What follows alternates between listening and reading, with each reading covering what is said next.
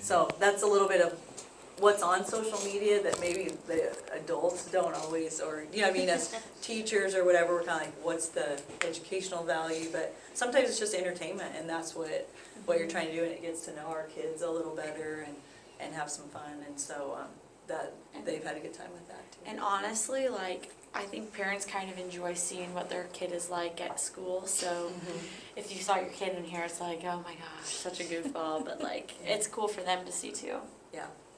Yeah. So that got a lot of traction too. So that was a fun one that Bryson brought to the table too. So this is what Carson does, and he is not at school today, but he creates all of our graphics that go out on Twitter. So when we do our pregame posts, you'll see later how they're all like set, and you can just go and edit the date and the opponent.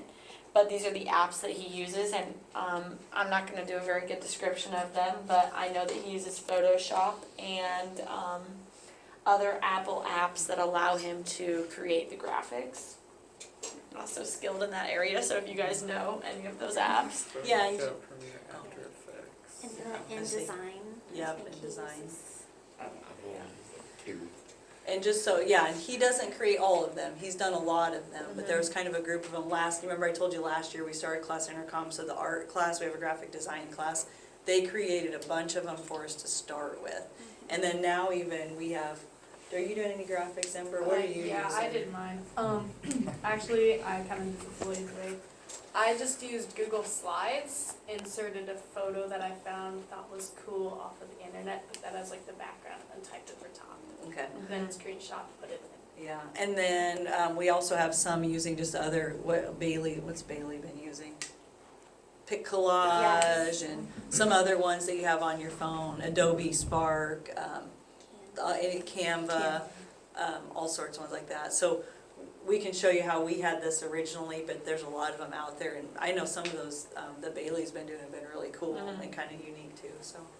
So this is just in his Google Drive, and he has this shared with everybody.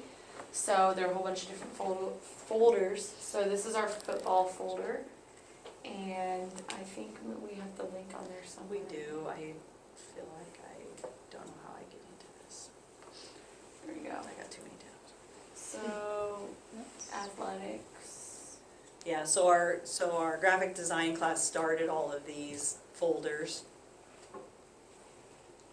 I think football has the Football, most. yeah. Oops, sorry.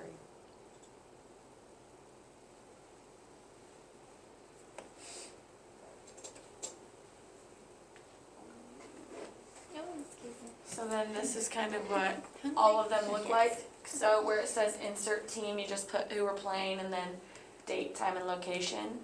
And we found that it's been a really easy and effective way to create a unified brand like Ms. Johnson was talking about.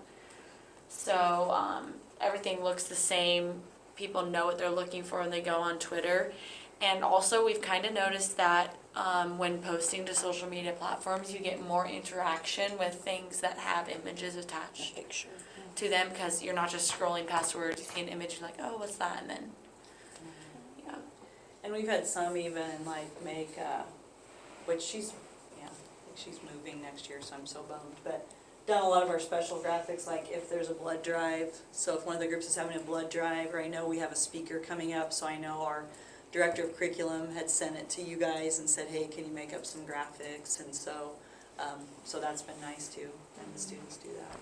But that was just, again, a way we were trying to be organized, systematic, give everybody a place to go from, so Google Slides was the place to do it, store it, give us a start at least, so. Sorry, I got too many tabs. And Yeah, we go had to, do you have different sizes for different platforms? We don't.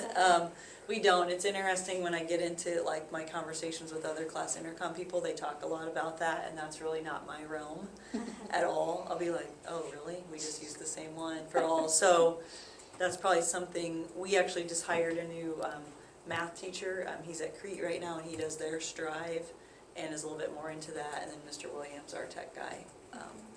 So that's more their thing. I don't get into that. So we probably should, but we Well, don't.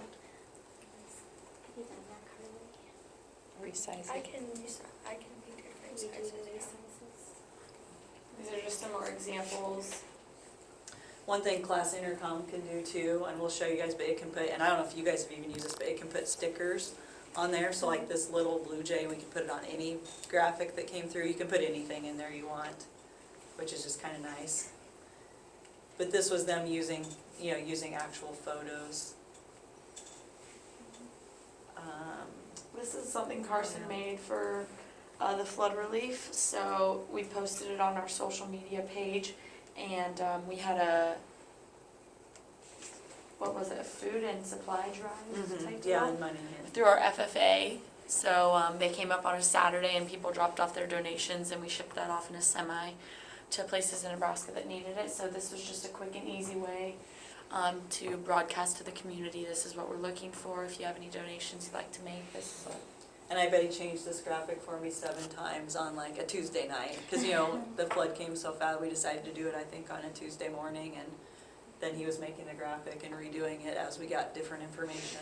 And so, but this one had like 67 shares. Didn't have a ton of comments, but had 67 shares. These are a couple special features he's done. These are really short. But again, I hope we have someone who will kind of take this over. Should we do This was before state. Oops, sorry. So it's just saying what the student section theme is and where the game is at.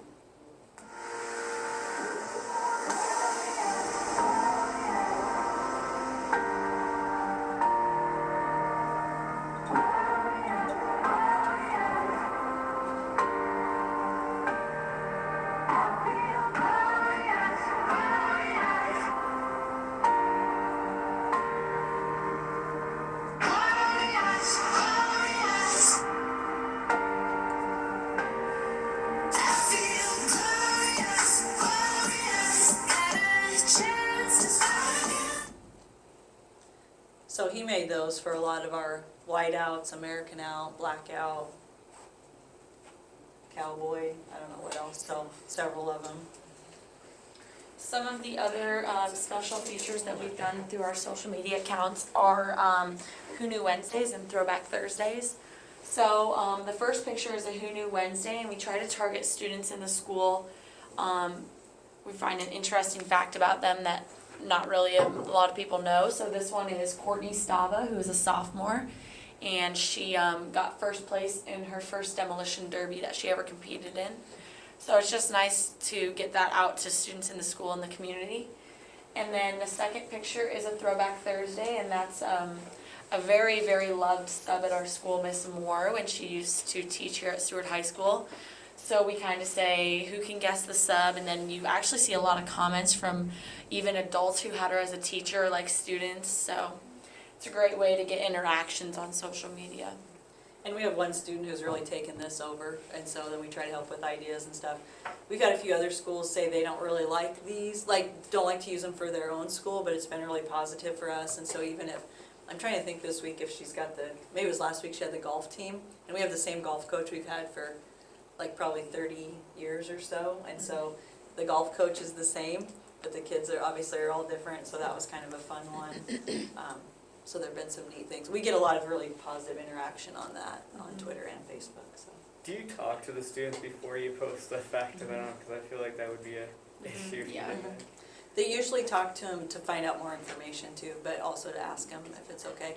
I'll say too, we get some of our fun facts from Facebook, and I'll usually ask, or like I had a mom, it was a mom of another student, but text me last week and say, hey, did you see this on Facebook? This would be a really great for your Who Knew.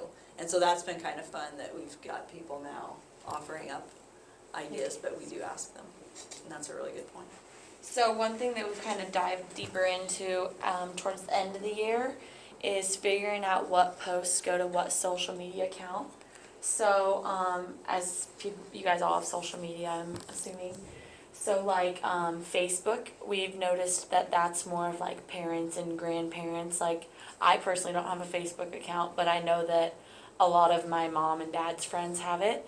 So we share our elementary stuff on there because Grandma and Grandpa love to see who said the Pledge of Allegiance today in the elementary school, whereas high school students don't really care to see a first grader that they don't even know on Instagram. So we've noticed that a lot of the elementary posts get more interactions on Facebook. And then Twitter is more of our go-to for score updates, end of the game results, upcoming events in the high school, just because a wide range of people have it, whether it's your parents or your little brother. Like, a lot of people have Twitter. And then Instagram is more of our student life posts, because I bet you'd be hard pressed to find somebody in the high school who doesn't have Instagram. So it's nice to see what students in your Jonathan doesn't. Jonathan, He doesn't have any social media. I have Snapchat. Oh, our you words do? backfired, Alright, but sorry, yeah. a lot of the students in the high school like to see what's going on with other students, so we do a lot of our student life tweets on Instagram. This is one of our Who Knew Wednesdays that really blew up on Twitter. It's a sophomore, JJ Metschke, gets me every time. He's worn a Royal shirt to school every single day since 6th grade. Yeah, 6th grade. And it got, This was, I don't know, this wasn't all. I don't know, it got, like, 120 some likes. I think it got up to like 4,000 retweets, and the Royals actually saw it, and they gave his family 6 tickets to 3 different games. So it's kind of cool how fast social media can. He was supposed to be on Major League Baseball radio too, but then he actually got bumped, so bumped twice actually. But it's cool, like, to check your analytics and stuff, and so we've tried to do that on both platforms. Mr. Axe. Hello. Hello. This is our principal, Mr. Axe. They've had him already. You brought him up. Did you want this one? No, this one. Okay, so this is one on Facebook, and again, it's interesting how this one, you guys probably had this too, where it was snowing, and so we just had this picture. We put some simple text across it in class intercom, you can do that as well. But you never know, and on Twitter, this got some traction, but on Facebook, you can see 258,000 people reached, but we had over 2,000 shares on that, which is crazy on Facebook. You just don't see that very often, and so you just don't know. But people could relate or couldn't relate and had a lot of fun with it, and so that was just kind of cool to see. But it's why you just don't know what it's going to take. But sometimes a picture and a real simple text and short text is what gets you the most. So those are just things that we're watching and checking those analytics. Is that kind of how you can maybe control oversharing, is deciding which platform to use? Is that, do you have you found any other strategy that kind of works? 'Cause when we do this, my team mostly will be high school students, but our web page, like, we're responsible for the whole district. Is that kind of, and so if we have teachers, and how do you control that? Yeah, so we always say, we give kind of a specific, like, so for basketball, we want you to for sure do an update every quarter and end of the game. Now, anything extra, go ahead, and we either won't publish it or whatever if it's too much, but we'll tell you if it's too much, and we've rarely had too much. Now, once in a while, I've had like 2 people doing, because Ember's kind of done a good job helping when I think she notices maybe a boys' soccer score doesn't get posted, so she'll post it, and maybe it comes in twice because maybe the boys rep just was a little slower getting it in, and so that we just have to monitor and be careful of. But I do have, like, the girls' coach, soccer coach, was wanting to post because he's very active on Twitter, and so he was posting through class intercom, and I just had to tell him, nope, the kids are doing it. And so then if they're not, we want them to do it. And then he'll usually take it and retweet it then, and maybe add some extras. And so I'm trying to get him to also let us know what you want out there for your team, and then we can hopefully have that person. So that the kids really can own it. And if we do it for them, then they're not gonna do it. And if it doesn't get put out there, then again, that's sort of on, I mean, like, if Ember doesn't post for the girls and coach says, how come it didn't get posted for it? Let's talk to Ember. And if Ember can't do it anymore, then we'll find somebody else. But if we keep fixing it for them, then, Right. you know what I mean, it doesn't tend to happen. What about, So- like, your elementary teachers, or have you had much So again, participation? yeah, but the administrators of each building are in charge of Okay. okaying those. So we So, have a lot of elementary teachers that have their own, like, Facebook page for their classroom. yeah, we tried to direct away from that, really coming from our superintendent based on what we get from our school lawyers. So if people are posting from their classrooms, well, really, we basically told them not to. And that's what our school lawyers have recommended as well. Okay. And so they're supposed to be just retweeting.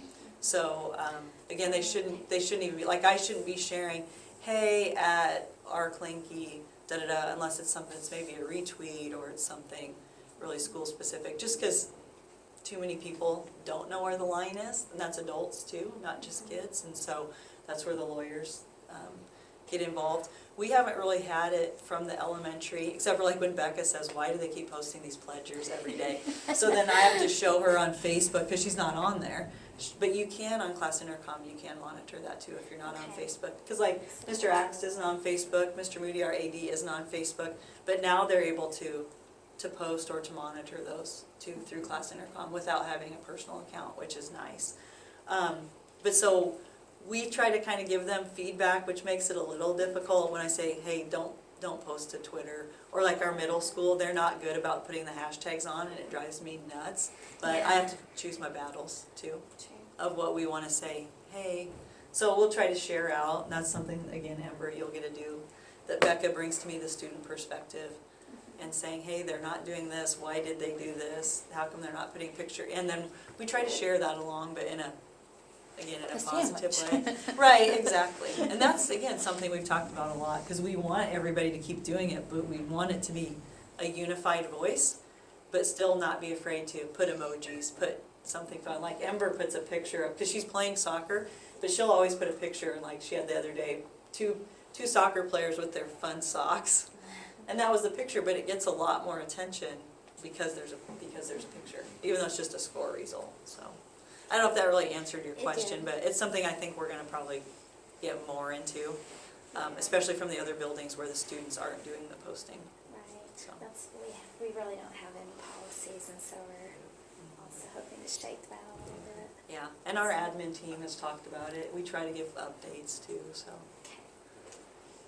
This is just a picture, and you guys probably saw this, Class Intercom and Strive, they do, and we don't get any kickbacks from them, but they're very school supportive and school friendly, so they do a lot of webinars, they do kind of group chats every week. This just happened to be one where they were showing how to use portrait mode on your phone, which was new to me, so that you could focus on something in the foreground and then blur out the background, so it's just good to keep learning. And they talk a lot about sizes and stuff too, for different platforms that I usually skip. This is just one where I got to share and do a podcast. I'd never done one before, but talk about these guys and the work that they're doing. And again, sharing that out, so that's a fun thing to do. And these guys have shared now, I don't know how many times, probably four different things. Probably like 5 or 5 6. maybe. So fall NETA, spring NETA, the Nebraska School Board Association, Tech Showcase, Rotary, Nice. yeah. Administrators, council, conference, Lincoln. Oh yeah, Principals Conference, yeah. So that's been really great for them, so. Yeah, we have our multimedia class, we just announced that, so Strive TV we've got in place, interns, all those things, and we're working on social media takeover day, we haven't done that yet. We still need to try It's a that. busy season. Yeah, it is. So, and then that's just our contact info, so, anyway. So that's kind of our presentation, I don't know if you guys have other questions right now for these guys while they're here.